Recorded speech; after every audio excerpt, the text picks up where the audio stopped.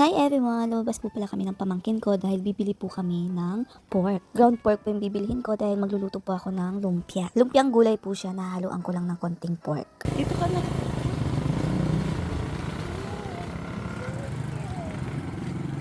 At ito na nga po, nakarating na kami dito sa bibilhan ko ng pork. At pagkatapos namin bumili, ayan, umuwi lang din po kami agad. At pagkarating nga po namin, inayos ko na yung mga kakailanganin ko ng mga gulay, ginayat-gayat ko na. Bali maya-maya ko pa siya lulutuin dahil nga po ihahatid ko pa sa school yung aking baby bulilit. Gusto ko kasi ready na siya para madali na lang yung pagluto ko maya-maya. Actually, itong video na to ay kahapon pa siya nangyari. So, bali, ngayon ko lang inedit dahil nga po naging busy ako kahapon, marami akong ginawa, tapos napagod, nakatulog ng maaga. Hindi na po talaga kinaya ng aking katawan yung antok, kaya natulog po ako ng umaga, tapos ngayon ko na lang siya na-edit. Lahat ng gulay po talaga ay binalatan ko na para lahat ay ready na. At pagkatapos nilinis ko na lahat ng aking kalat para maayos at malinis. Ayun, natapos na din ako. Yung pinagpapawisan. It's sakto. 9 ako natapos. Magna 9. Mag-aayos na ako ng mga kailangan ni Heather. Kasi pasok siya. Maayos na. Taas na tayo. Mabilisan ang galaw. Asikasuhin ko na si Heather. Nakapaglaba na ako. Mamaya magtutupi, tapos gagawa na lang ng lumpiang gulay. Baon nila. Para mamaya madali na lang yung galaw ko. Naka-ready. Diba? Mag-aasikaso muna kami. Okay. Wait lang. Pawis na pawis.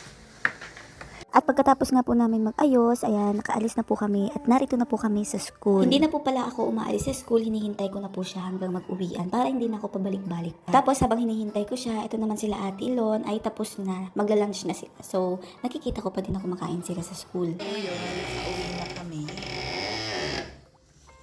Napatulog ko na sa Heather. Magluluto na ako. Ito na yung kailangan ko. Para mamaya, pagising niya, may kakainin na siya. Di ba? Bale, itong mga gulay, nabalatan ko lang, hindi ko pa siya nagayat. Basta yun na yan yung ginagawa ko na yun, nakalimutan ko anong tawag dyan. Ganyan na po yung ginawa ko para hindi na po ako mahirapan pa na maggayat-gayat dahil po mas nakakapagod at nakakatagal ng oras pagka ganun yung ginawa ko. Tsaka kaya din ganito yung ginawa ko para hindi mabutas yung lumpia wrapper.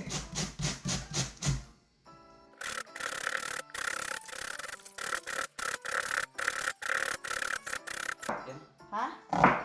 Hindi nga taga-gasos yung 20. Pwede mo na ito daw.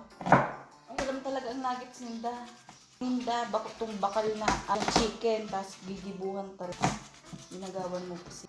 May surprise ka na sa iya. Tapos, At pagkatapos kong ayusin ang lahat, ito na at nilabas ko na lahat ng mga kinakailangan ko para hindi na ako papasok-pasok pa sa loob. Gusto ko po kasi pagka nagluluto ako, lahat naka-ready na, lahat nandyan na, hindi na ako maghahanap pa kung ano yung kailangan ko, kung ano yung mga kulang, lahat gusto ko ayos na. Gusto ko po kasi lahat naka-organize, lahat nakaayos kasi kung hindi, naku, sabog-sabog din yung utak ko nito. Tapos habang nagluluto ako dyan, naghuhugas na din ako pagkatapos kong gamitin. Gusto ko nga po maayos wala akong makitang dumi, wala akong makitang kalat.